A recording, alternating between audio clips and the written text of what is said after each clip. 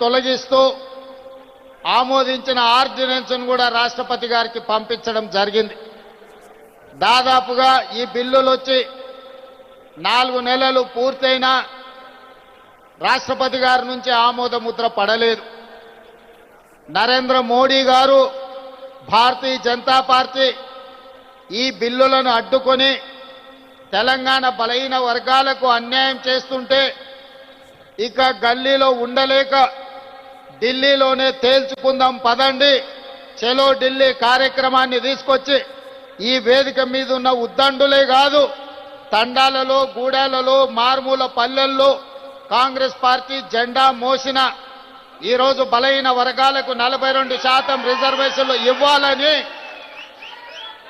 42% రిజర్వేషన్లను నరేంద్ర మోడీ గారు మెడలు వంచైనా తీసుకువెళ్తామని చెప్పి వేలాదిగా ఈరోజు జంతర్ మంతర్లో ఈ ధర్నా దీక్షలో కూర్చున్నారు. మిత్రులారా, హైదరాబాదు నగరంలో, తెలంగాణ ప్రాంతంలో ఈ ధర్నా, ఈ దీక్ష చేస్తే కేవలం తెలంగాణ రాష్ట్రంలో ఉన్న రాజకీయ పార్టీల మద్దతు మాత్రమే మనకు ఉంటుంది.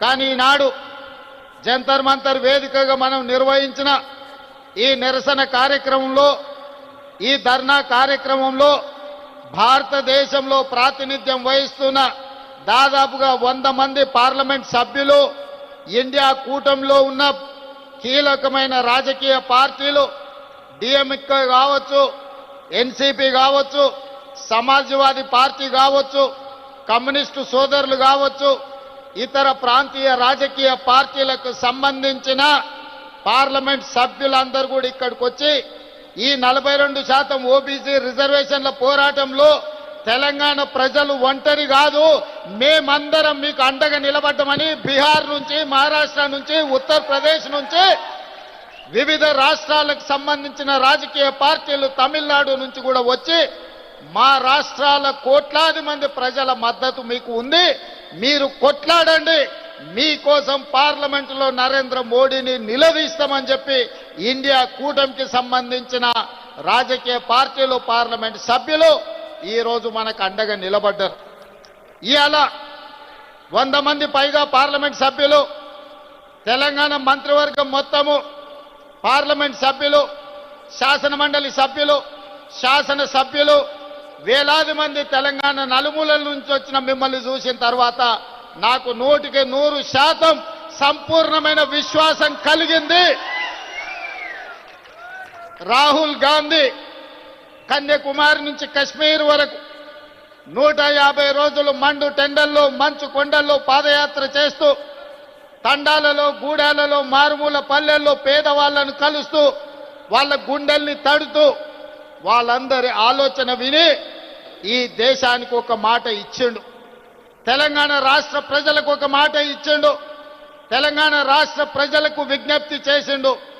తెలంగాణ రాష్ట్రంలో మీరు కాంగ్రెస్ పార్టీని అధికారంలోకి తీసుకురండి, నా బాధ్యత మీకు 42% రిజర్వేషన్లను చట్టం చేసే బాధ్యత, 100 సంవత్సరాల నుంచి వాయిదా పడుతున్న జనగణనలో కులగణన తెలంగాణ రాష్ట్రంలో చేస్తాము అని రాహుల్ గాంధీ గారు 4 కోట్ల తెలంగాణ ప్రజలకు మాట ఇచ్చిండు.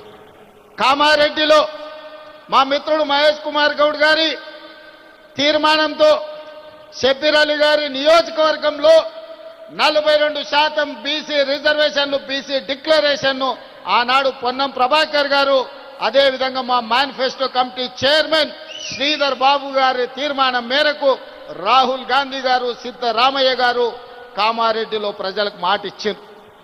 ఆ మాటలో భాగంగానే ఇవాళ 42% రిజర్వేషన్లకు సంబంధించి 100 సంవత్సరాల నుంచి ఏ రాష్ట్ర ప్రభుత్వం, కేంద్ర ప్రభుత్వం కులగణన చెయ్యలే.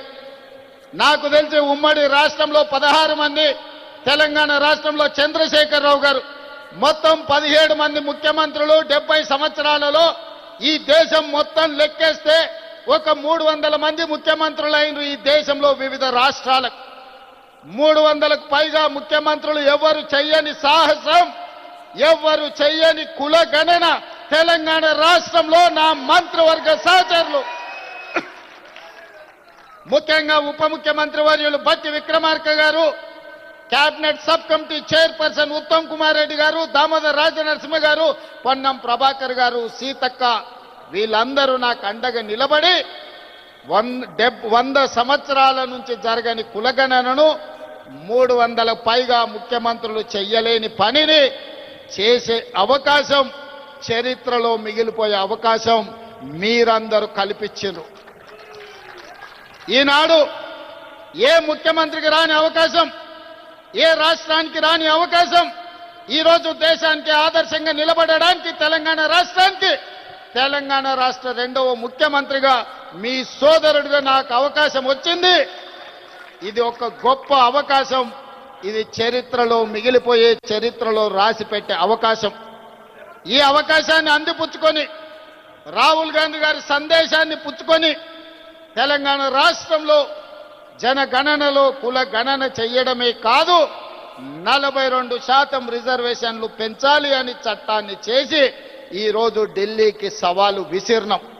ఇవాళ తెలంగాణ రాష్ట్రంలో రిజర్వేషన్లకు అడ్డుపడ్డ చంద్రశేఖరరావు, బండి సంజయ్, కిషన్ రెడ్డి, రామచంద్రరావు కాదు మన సవాలు, మన పోటీ, మన సవాలు ఢిల్లీ మీద, నరేంద్ర మోడీ మీద,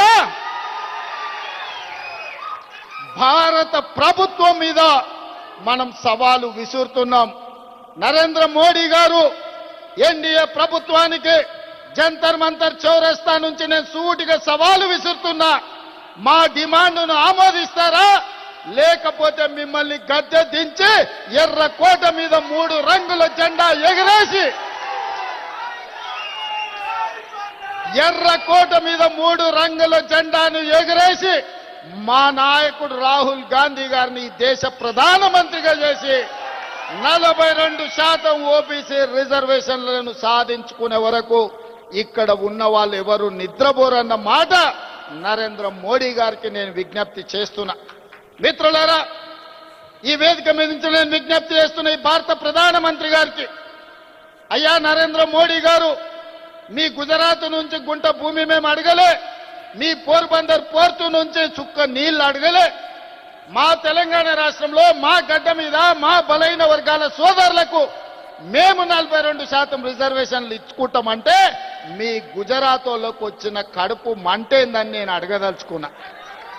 ఇవాళ మేము గుజరాత్లో అడగలేదే, మేము ఉత్తరప్రదేశ్లో అడగలేదే, మేము మహారాష్ట్రలో అడగలేదే, మేము మా తెలంగాణలో 4 కోట్ల ప్రజలం నిర్ణయించి శాసనసభలో బిల్లు ఆమోదించి విద్యా ఉద్యోగాలలో, రాజకీయాలలో బలైన వర్గాలకు 42% రిజర్వేషన్ ఇవ్వాలని ముక్త కంఠంలో 4 కోట్ల ప్రజలు విజ్ఞప్తి చేస్తే మా ఆలోచనలను, మా బిల్లులను తుంగలో తొక్కే అధికారం మీకెవరిచ్చిందని నేను నరేంద్ర మోడీ గారిని, బీజేపీని నేను అడగదలుచుకున్నా. ఇవాళ నరేంద్ర మోడీ గారు మన బద్ధ శత్రు, మన బలైన వర్గాలకు న్యాయం చెయ్యాలన్న ఆలోచన ఆయనకు లేదు. ఆయన ఆలోచనలు ఎట్లా ఉన్నా సరే ఆయన మోచేతి నీళ్లు తాగే కిషన్ రెడ్డికి, రామచంద్రరావుకు, బండి సంజయ్కి ఏమైంది, పొయ్యకాలం వచ్చిందా అని నేను అడుగుతున్నా. మళ్ళా రా మీరు తెలంగాణకు, మళ్ళీ అడగరా ఓట్లు తెలంగాణలో బలైన వర్గాలకు, మళ్ళా రా దళిత కాలనీలకు, మళ్ళా కలవరా ఆదివాసీలను. తెలంగాణ రాష్ట్ర ప్రజలతో మీ అవసరం తీరిపోయిందా? మీ బంధం తెగిపోయిందా? పేరు బంధం తెగిపోయిన తెలంగాణ రాష్ట్ర సమితి మీ పేగు బంధం కూడా తెలంగాణతో తెగిపోయిందా? మీరెందుకు మోడీతో అంటగాగుతున్నారు? ఇవాళ ఈ ధర్నాకు మీరెందుకు రాలేదు అని నేను బీఆర్ఎస్ వాళ్ళని అడుగుతున్నా. బీజేపీ వాళ్ళు నరేంద్ర మోడీ గారి మోచేతి నీళ్లు తాగొచ్చు, మరి బీఆర్ఎస్ వాళ్ళు మోడీ గారి చెప్పులు మోసి బతుకుతున్నారా? మీరు మాకండగా నిలబడకుండా నిన్న ఓ సన్నాసి మాట్లాడతాడు, ఎన్నికల కమిషన్ కలవనికి వచ్చిన ఢిల్లీకని రేవంత్ రెడ్డి జంతర్ మంతర్ల డ్రామా చేస్తున్నాడే. నేను అడగదలుచుకున్న మా బలైన వర్గాల సోదరులు, అయ్యా మన దీక్ష వాళ్ళకు ఒక డ్రామాలాగా కనిపిస్తుంది. ఆయన పేరే డ్రామారావు. డ్రామా నీ ఇంట్లో ఉంది, నీ ఒంట్లో ఉంది, నీ రక్తంలో ఉంది, నీ పేరులో ఉంది, మీ మొత్తం కుటుంబమే డ్రామాలేసి బతికే కుటుంబం మీది. మాకు డ్రామాలు అవసరం లేదు, చిత్తశుద్ధి ఉంది. అందుకే ఫిబ్రవరి 4, 2024 నాడు మొదలుపెట్టి ఫిబ్రవరి 4, 2025 నాడు సరిగ్గా 365 రోజుల్లో బలైన వర్గాలకు సంబంధించిన ప్రతిపాదన నుంచి బిల్లు ఆమోదం వరకు సంవత్సరం తిరిగే లోపల చేసి 100 సంవత్సరాల సమస్యకు ఒక్క సంవత్సరంలోనే పరిష్కారం చూపించిన మంత్రులందరి వేదిక మీద ఉంది. నువ్వా దిక్కుమాలినోడా మా చిత్తశుద్ధిని ప్రశ్నించేది? నీ దిక్కుమాలిన మాటలు, నీ దివాలకోరు విధానం, బండకేసి కొట్టినా 100 మీటర్ల గోతి తీసి పాతి పెట్టిన మీ బుద్ధి మారలేదు, మీ ఆలోచన మారలేదు. అందుకే ఇవాళ మీ ఇంట్లోనే చక్కగా లేరు. ఒకరు బీసీకి అనుకూల